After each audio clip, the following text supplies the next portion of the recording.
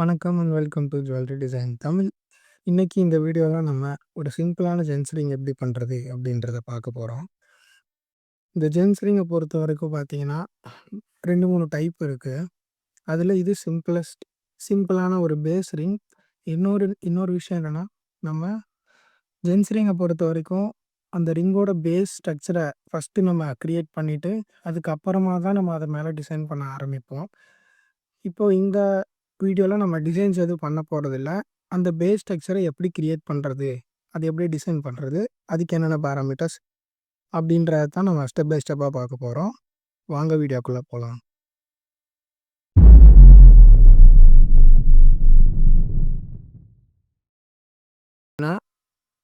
Rhino open பண்ணியாச்சு.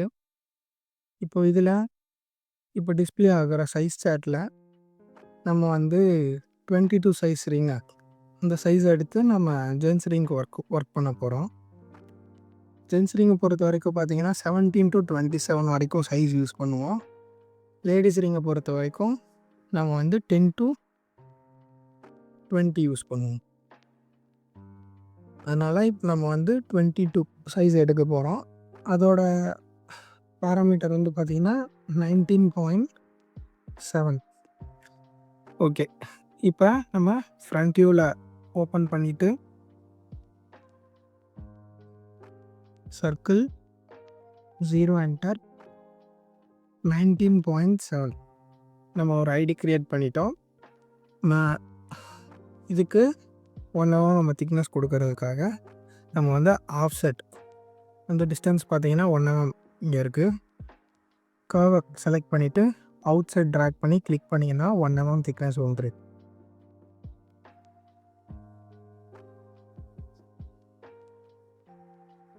Thickness வந்துருச்சு. இப்போ இந்த ரிங்குக்கு டாப் ப்ரொஃபைல் வேணும். இப்போ டாப் வியூ சேஞ்ச் பண்ணிக்கிறோம். டாப் வியூவில் ரெக்டாங்கிள் கமாண்டில் சென்டர் செலக்ட் பண்ணிவிட்டு 0 என்டர். நம்ம டாப் ப்ரொஃபைல் ஒரு 10 mm ஸ்கொயர் தான் வைக்க போகிறோம் இந்த இதில். அதனால் first corner length 10 and second corner லென்த்தும் 10 தான். இப்போ 10 mmக்கு ஒரு ரெக்டாங்கிள் ஒரு ஸ்கொயர் நம்ம க்ரியேட் பண்ணிட்டோம். அகெயின் ஃப்ரண்ட் வியூக்கு போயிட்டு அதை செலக்ட் பண்ணிவிட்டு அதை மேலே மூவ் பண்ணி வைக்கணும். இப்போ இதில் 1 mm இருக்கீங்க, நமக்கு இன்னும் ஹைட் வேணும் அப்படின்றனால இன்னும் நமக்கு எந்த அளவுக்கு ஹைட் வேணுமோ அந்த அளவுக்கு டாப் ப்ரொஃபைலை மூவ் பண்ணி வச்சாச்சு.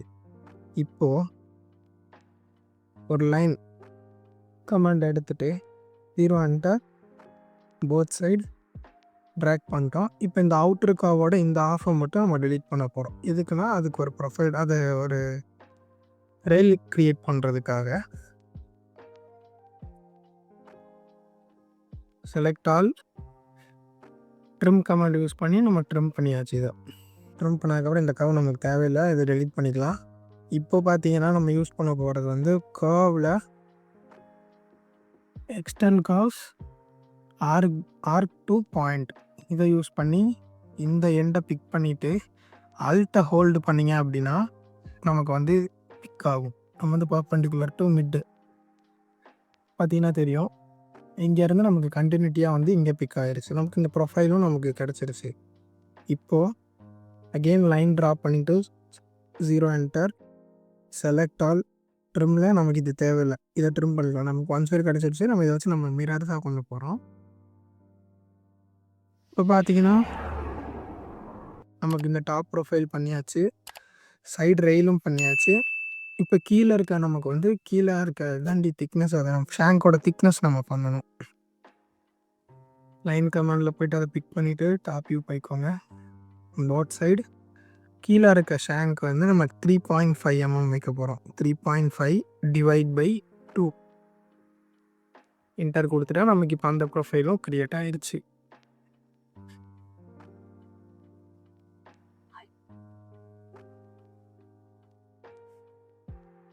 நம்ம என்ன பண்ண போகிறோம்னா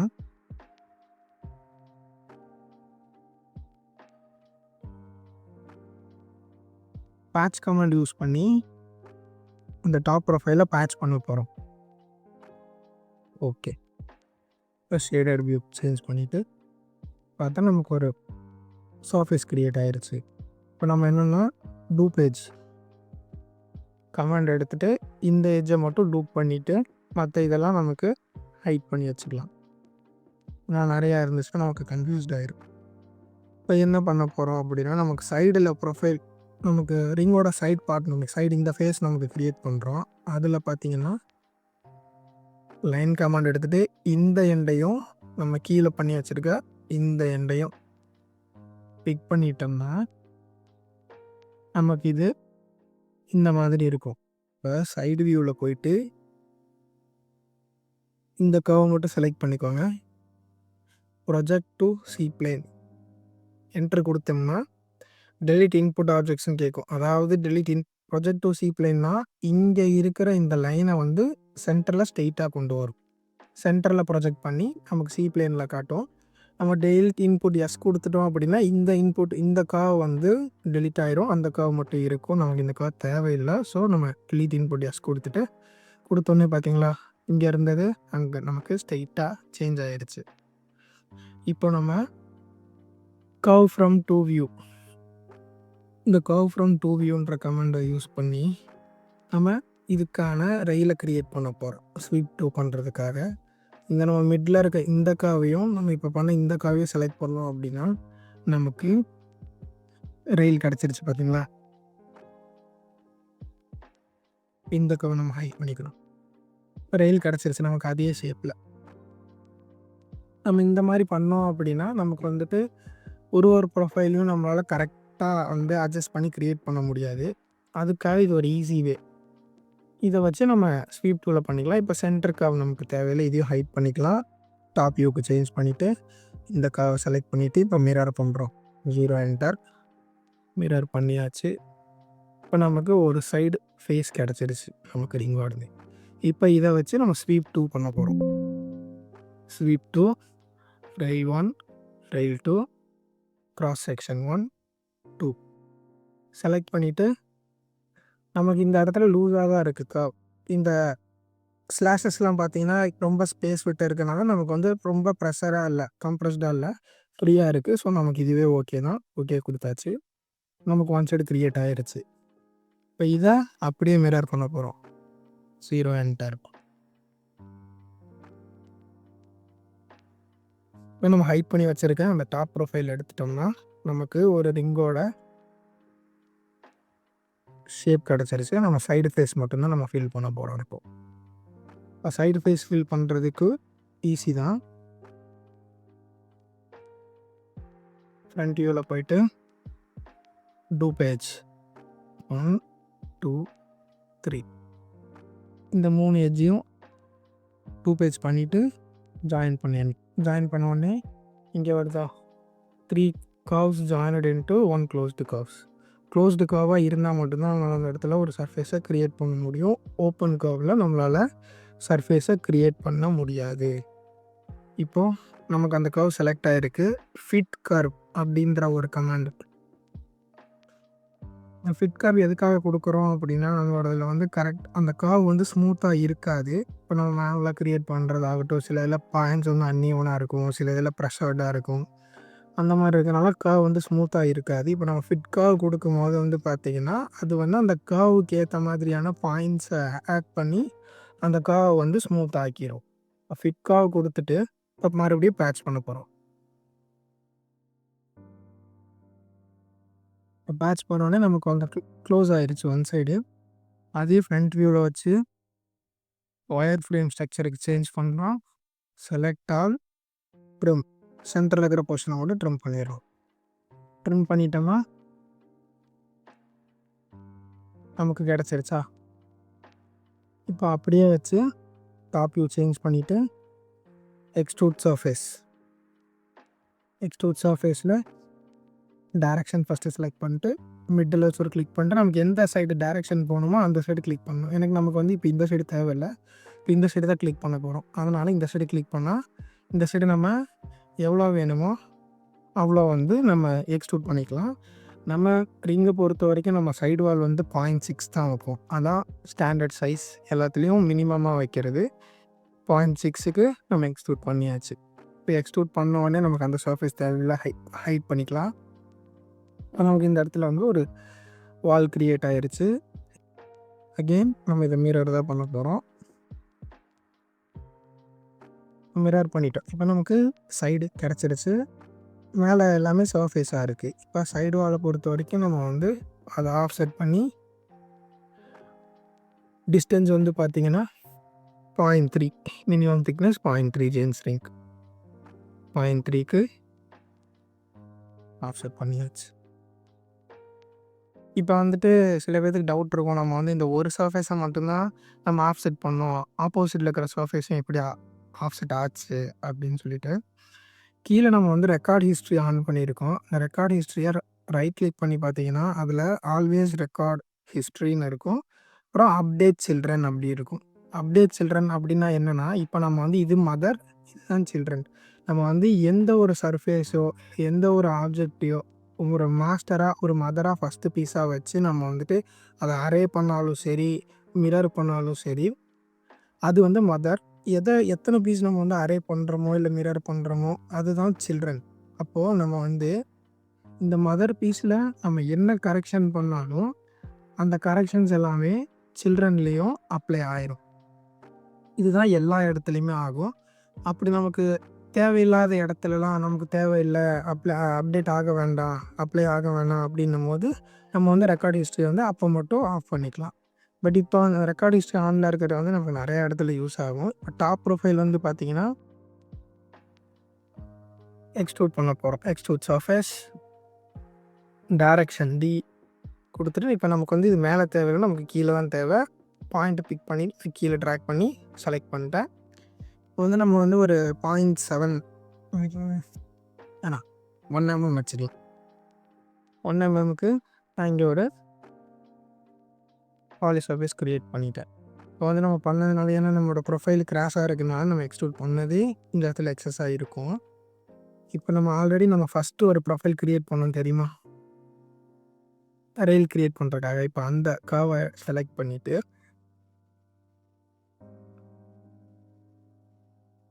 டாப் வியூவில் போயிட்டு இப்போ இதை எக்ஸ்ட்ரூட் பண்ணுறோம்.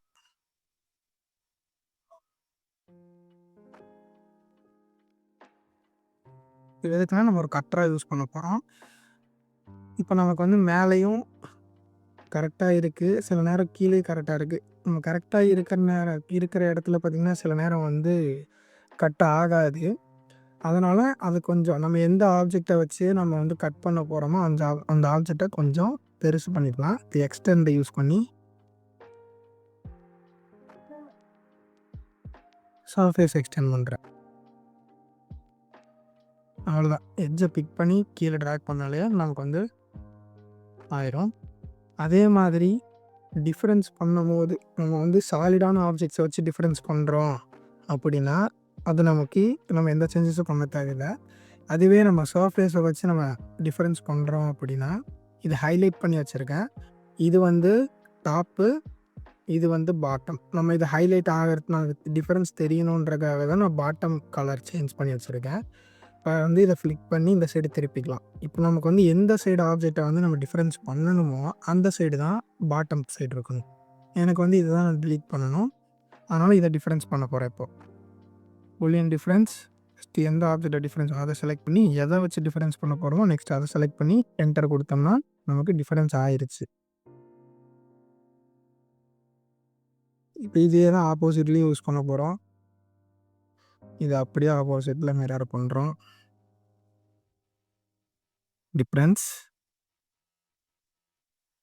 ஆயிடுச்சு. இப்போ வந்து நமக்கு இந்த ரொம்ப சின்னதாக இருக்குது, இதெல்லாம் வந்து சில நேரத்தில் டிஃப்ரென்ஸ் ஆகாது. ஸோ அதனால் நம்ம என்ன பண்ண போகிறோம்னா அந்த எட்ஜை மட்டும் கண்ட்ரோல் ஷிஃப்ட்டை ஹோல்டு பண்ணிவிட்டு அந்த எட்ஜை கிளிக் பண்ணினா அந்த எட்ஜ் மட்டும் செலக்ட் ஆகும்.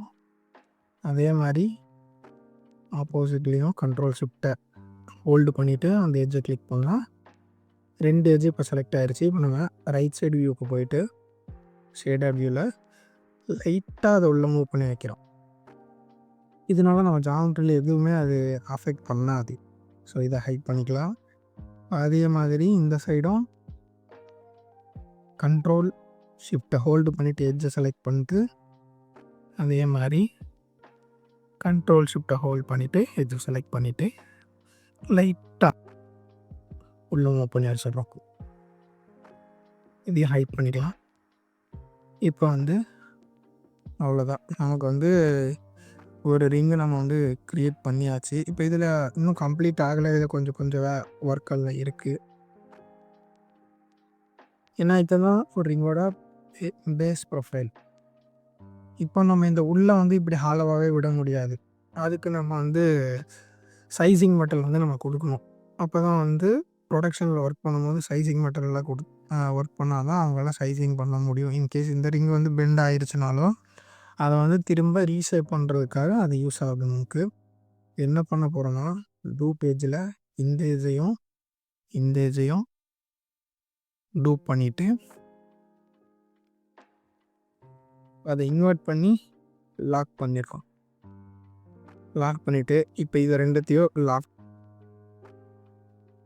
லாக் பண்ணிட்டு இந்த ஃப்ளிப் பண்ணிட்டோன்னா ஓகேவா, ஃப்ளிப் ஆயிடுச்சு.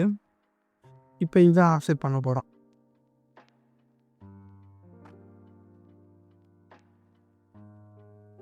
ஆஃப்செட் வந்து நம்ம வந்து 0.9 mm 0.9க்கு சாலிடாக ஆஃப்செட் பண்ணிவிட்டு நம்ம வந்து ஆஃப்செட் பண்ணியாச்சு. இப்போ இது இவ்வளோ இருக்குது, நமக்கு இவ்வளோ தேவை கிடையாது. ஸோ சென்டர்லேருந்து பார்த்தீங்கன்னா லைன் கமெண்ட் எடுத்துக்கோங்க. சீவா enter both side 10/2.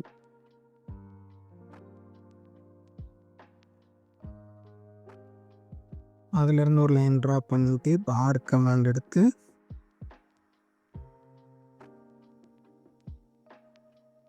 Start point ortho of பண்ணிக்கோங்க. எண்டு பாயிண்ட்டு இப்போ நமக்கு எந்த இடத்துக்கு, அதாவது எந்த அளவுக்கு கர்வை நமக்கு வேணுமோ அந்த அளவுக்கு நம்ம கொடுத்துடலாம்.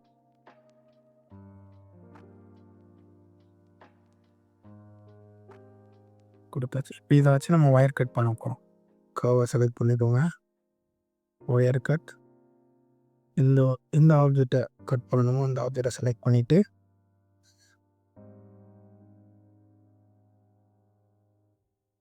ஆப்ஜெக்ட் மிரர் பண்ணுறோம். ஆர்த்தோ ஆன் பண்ணியாச்சு. கர்வை செலக்ட் பண்ணிவிட்டு மறுபடியும் ஒயர் கட் பண்ணுறோம்.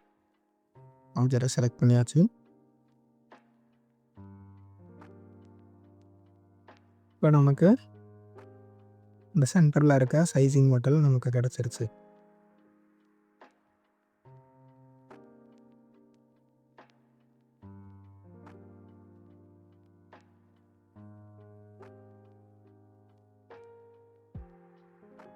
இப்போ ரெண்டர் வியூவில் பார்த்தீங்கன்னா தெரியும்.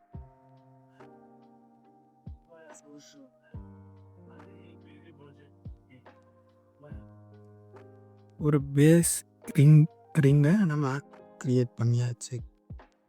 அவ்வளோதான், சிம்பிள் தான்.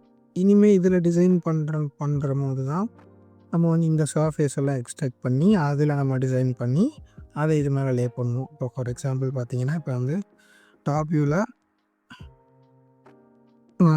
சும்மா ஒரு 3 ராட் பைப் வச்சு நான் சும்மா ஒரு பேஸான டிசைன் க்ரியேட் பண்ணுறேன். எக்ஸ்ட்ராக்ட் ஐசோ கர்வ் யூஸ் பண்ணி அந்த சர்ஃபேஸோட ஐசோ கர்வ் நம்ம எக்ஸ்ட்ராக்ட் பண்ணுறோம். இப்போ வந்து எனக்கு டைரெக்ஷன் வந்து வியூவில் இருக்குது, நான் வீக்கு மாற்றணும். என்டர் என்டர் வந்து வீக்கு மாற்றிட்டேன். இப்போ நான் இங்கே வந்து இந்த ஐசோ கர்வை இங்கே எக்ஸ்ட்ராக்ட் பண்ணிட்டேன்.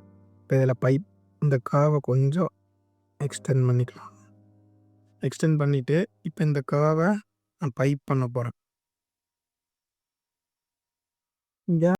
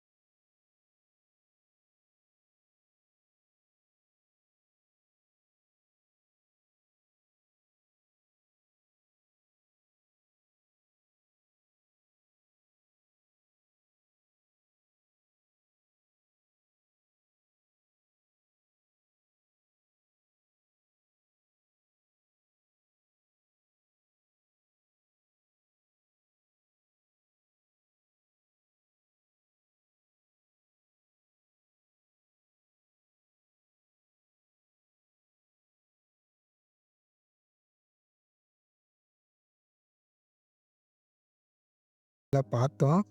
ஐ ஹோப் யூ இந்த வீடியோலாம் உங்களுக்கு ஏதாச்சும் ஒரு சின்ன விஷயம் இந்த வீடியோலேருந்து நீங்க லேர்ன் பண்ணியிருப்பீங்க.